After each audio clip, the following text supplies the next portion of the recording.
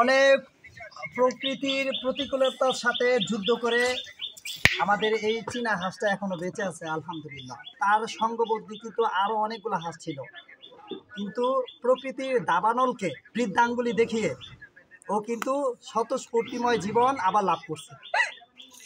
অর্থাৎ পূর্ণ জীবন নিয়েও কিন্তু আলহামদুলিল্লাহ সবার সাথে ওর সাথে সঙ্গী অনেকগুলা ছিল, একে একে ধাপে ধাপে পর্যায়ক্রমে সবগুলাই শেষ।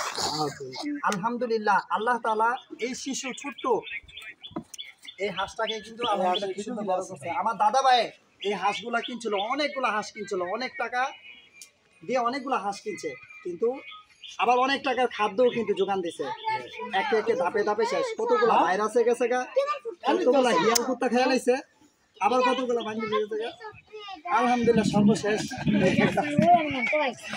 দেখেন আরেকটা হাঁস আছে, পাতি হাঁস। এই হাঁসটাকে বিড়াল খেয়ে ফেলছিল। আসসালামু আলাইকুম। ওই হাঁসটা আলহামদুলিল্লাহ ওই হাঁসটা সুস্থ হয়ে গেছে। একটা পাতি হাঁস আছে, হ্যাঁ, বিড়ালে খায় ফেলছিল, নারী বেরিয়ে বেরিয়ে গেছিল। সিলাই মোলা দিয়া গাঁটটা মতো আল্লাহ বাঁচাতেছে। দেখছেন এত দাবড়াইছে না, অন কি বেঁচেছে, অন ভালোবাসা বুঝে লাইছে মা যান ধরা আপুর সুন্দর করে বিচার করে মগা কত কথা আছে। পাতি হাঁসটা দেখছি আমি, অবাক হয়ে গেছি দেখা কি সুন্দর, অন অয় সবচেয়ে স্ট্রং। ছবি আছে তো মনে হয়, ডিলিট করে নিছ পাতি হাঁসটা? আচ্ছা আছে, ভিডিও আছে। ছবিগুলা না ওই যে ব্যান্ডেজ করছে, হ্যাঁ আছে আছে আছে।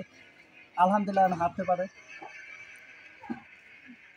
আমি এমন ভাবে বাঁধছিলাম যাতে করে 10-12,000 টাকা হাঁস কিনলে ওই পাউডা আশাই করা যায় না, পাউডা খালি ঝুলছিল, যেটা 10-12,000 টাকা হাঁস কিনলো।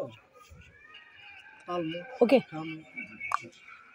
এটা বয়স এই যাবেন একটা ধান বয়স ওইটা দিব না। যাও আয়ো আয়ো আয়ো যাও।